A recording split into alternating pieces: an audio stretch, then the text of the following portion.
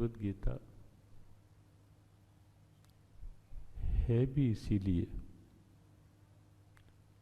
कि जीवन का अंग बने गीता की प्रेरणाएं और जीवन जीने का ढंग बने गीता की प्रेरणाएं। श्रीमद् भगवत गीता हमारी आस्था है, ये निश्चित है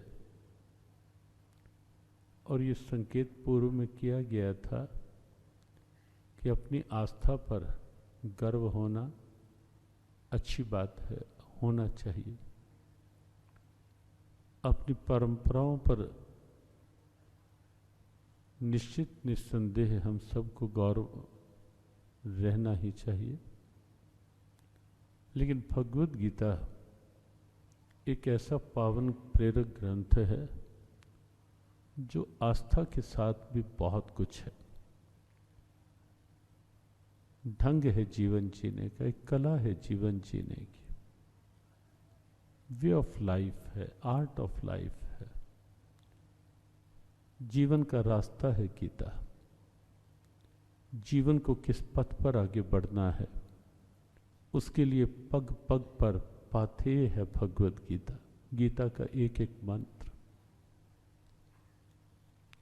जीवन केवल निराशा हताशा में ही निकालना है या कुछ नए उत्साह के साथ, विश्वास के साथ जीवन यात्रा को आगे बढ़ाना है। श्रीमद् भगवत गीता विवेक करवा करके निराशा हताशा को जीवन से बहुत दूर करके, अलग करके उत्साह, नई चाह, नई राह और नए विश्वास के साथ जीवन यात्रा में आगे बढ़ने का ग्रंथ है। कल समापन पर संकेत किया था कि श्री गीता जी एक यात्रा है, निराशा से आशा की यात्रा है। शोक संविग्न मानसा से लेकर मां शुचा की यात्रा है।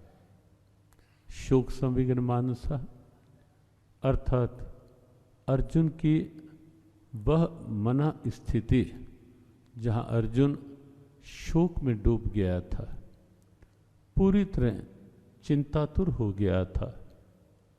एक वह स्थिति थी और एक वह स्थिति जहां भगवान कृष्ण ने चेताया, समझाया, जगाया, अपनाया, ये कह करके मां शुचा शोक मत कर पार्थ, शोक करना तेरे लिए उचित नहीं है, क्योंकि मनुष्य जीवन शोक में डूबे रहने के लिए नहीं मिला। प्राणी बहुत हैं सृष्टि में, योनियां असंख्य योनियां हैं, 84 लाख शास्त्र कथित हैं, असंख्य योनियां हैं। उनमें मनुष्य जीवन कई प्रकार से, कई रूपों में बिल्कुल विलक्षण है, अद्भुत है, अनुपम है। अनुपम कृति है परमात्मा की ये मनुष्य जीवन।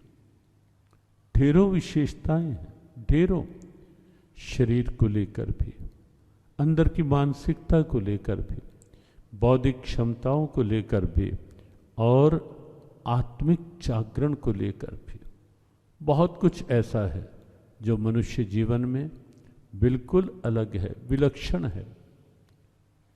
भगवत गीता उस विलक्षणता को उपयोग में लाने वाला ग्रंथ है, उसको प्रयोग में लाने वाला ग्रंथ है भगवत गीता।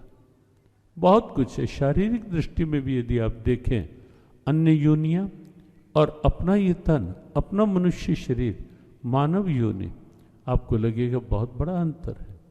आप सीधे बैठे हैं, लेकिन और जितने प्राणी हैं आपसे अलग आप पाएंगे, या तो 4 पैरों के बल चलने वाले होंगे, या उड़ने वाले होंगे, या तैरने वाले होंगे पानी में, और या फिर कहीं ना कहीं रेंग रेंग कर रेंगने वाले होंगे पृथ्वी पर।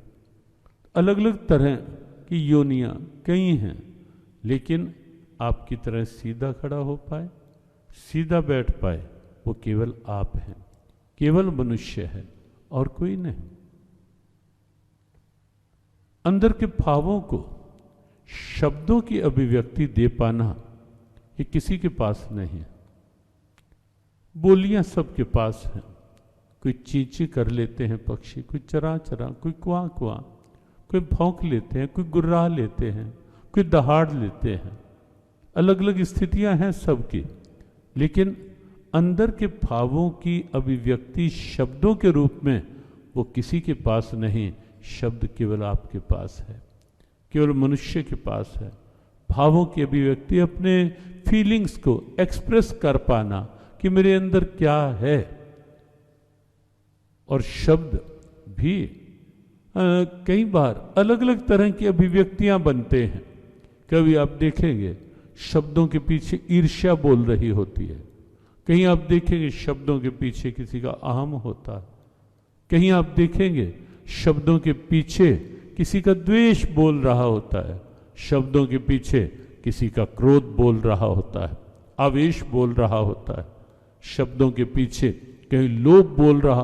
और गीता जी में आपको अगर इस रूप में बताने लगे, हर अभिव्यक्ति का कोई ना कोई मंत्र गीता में पाएंगे आप, जहां शब्द लोभ बनकर निकल रहा हो। ये मिल गया, ये और मिल जाए, ये हो गया, इतना हो गया मेरे पास, इतना और हो जाना।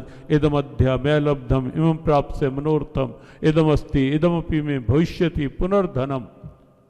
एक विस्तृत भगवान ने चित्र खींचा है, बिल्कुल वर्तमान के एक भौतिकवादी विस्तार का, जहां धर्म नहीं, जहां अध्यात्म नहीं, जहां ईश्वर नहीं, जहां की सत्य निष्ठा नहीं, वहां के भी एक अलग सा चित्र आप देखेंगे 16वें अध्याय में गीता जी। तो शब्दों की अभिव्यक्ति भी अलग अलग रूप में कई बार होती है, और आप पाते देखेंगे व्यवहार में। ये इसलिए कहा गया कि हम कभी कभी ये देख पाए कि मेरे शब्दों के पीछे क्रोध तो नहीं बोल रहा, मेरे शब्दों के पीछे केवल अहंकार तो नहीं निकल रहा बाहर मेरा।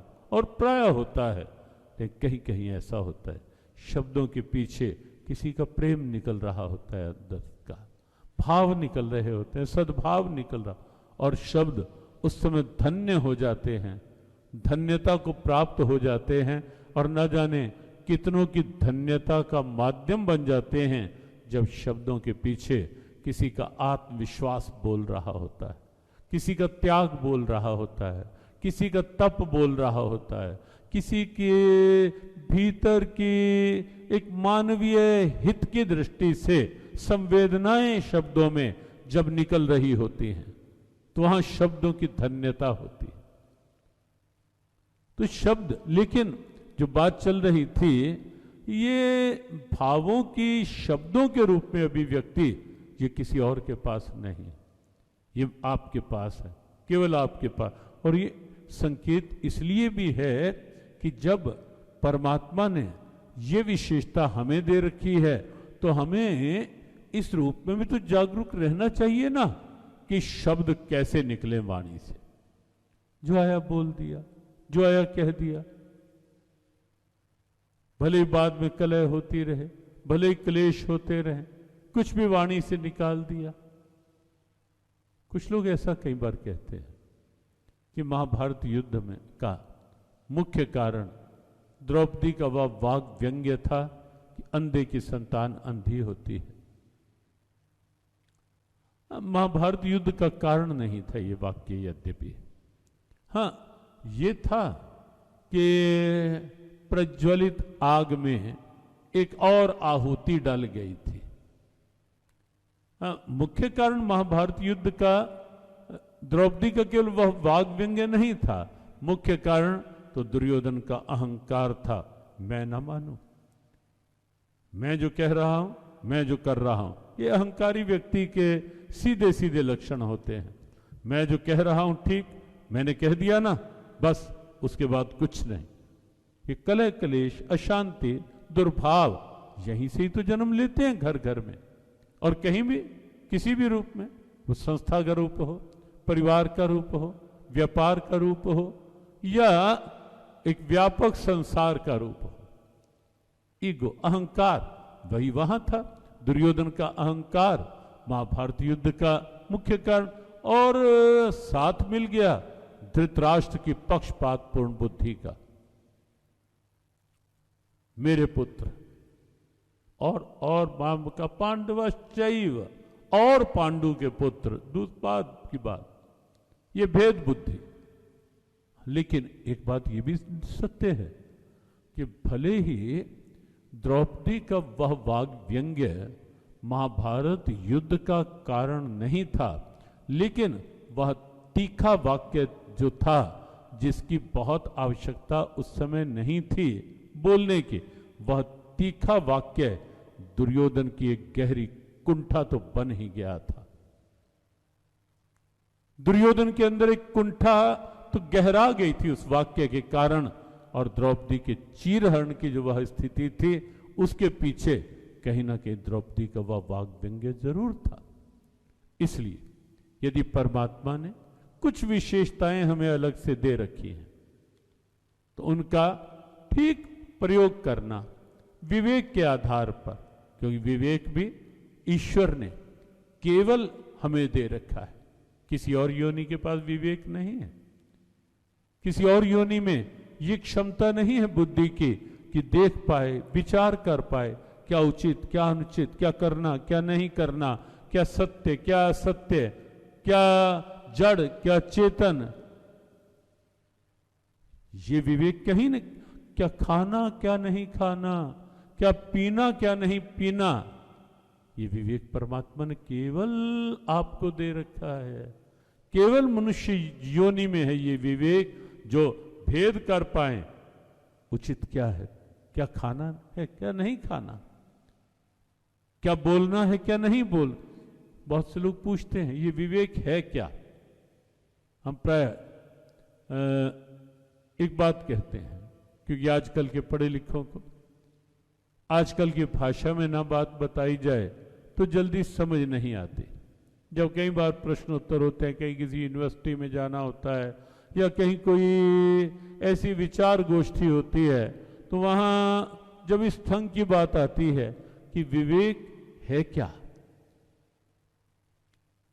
तो हमने कई जगह कहा कि जैसे किसी वाहन में ब्रेक, ऐसे ही मनुष्य जीवन में विवेक। ब्रेक क्या काम करती है? चल रही है गाड़ी और लगा कि आगे कहीं कुछ, एकदम ब्रेक रोकेगी, नहीं इधर नहीं जाना, या कहीं रॉन्ग डायरेक्टेड गलत दिशा में है तो एक बार ब्रेक लगाएंगे कि देख लो कहीं ठीक चल भी रहे हैं या नहीं चल रहे, तो ब्रेक लगेगी, तो ब्रेक रोकेगी, ब्रेक फिर आगे देखेगी। और कई बार तो सड़कों पर जब कोई रेड लाइट चौराहा आता है, कुछ ऐसे निर्देश वाक्य लिखे होते हैं, कोई ऐसे साइन बोर्ड लगे होते हैं, निर्देशिकाएं होती हैं शब्दों में, तो कुछ वाक्य हमें बड़े अच्छे लगते हैं। कई बार हमने पढ़ा चौराहों पर लिखा हुआ स्टॉप, लुक, गो। आपने भी देखा होगा, है ध्यान या नहीं? केवल लिखा होता है ना रेड लाइट्स पर कि स्टॉप, लुक, गो, ठहरो, देखो और फिर चलो। और ये वैसे करना भी चाहिए, होना भी चाहिए। सभी जो बैठे हैं कहीं ना कहीं वाहन, कोई ना कोई वाहन सब चलाते हैं, तो ये नियम, कुछ नियम होने भी चाहिए जीवन में कि गाड़ी चल रही है, अंधाधुंध भगाते जाओ। बाहर ऐसे नियम है पक्के, और हम सबको जो ऐसी चीजें लेनी चाहिए कि कहीं भी किसी चौराहे से निकल रहे हैं, रेड लाइट है, रुकना चाहिए, नहीं भी है तो कहीं लगता है चौराहा, एक बार ब्रेक लगनी चाहिए, एक बार रुकें, देखें, फिर चलें। यही तो अर्थ है ना कि ठहरो, देखो और फिर चलो। जीवन की गाड़ी को आगे बढ़ाने के लिए भी यही सिद्धांत है कि कभी कभी रुकें, विचारें, कि मेरे लिए क्या बोलना ठीक है, क्या खाना ठीक है, क्या करना ठीक है। ये विवेक है जो रोके और फिर विचार के द्वारा सही रास्ते पर लेकर जाने की प्रेरणा दे। वो विवेक है जीवन का। और ये विवेक भी केवल मनुष्य के पास है, किसी और प्राणी के पास नहीं, जिसके आधार पर वो देख सकता है, विचार कर सकता है और विचार करके आगे बढ़ सकता है। ये विवेक कहीं और से नहीं मिलता। ये सत्संग जो है, सत्संग से ही विवेक मिला करता है, कहीं बाजार से नहीं, कहीं और कहीं किसी साधन से नहीं। विवेक बुद्धि का जागृत रहे, उसके लिए है सत्संग। बिनु सत्संग विवेक न हुई।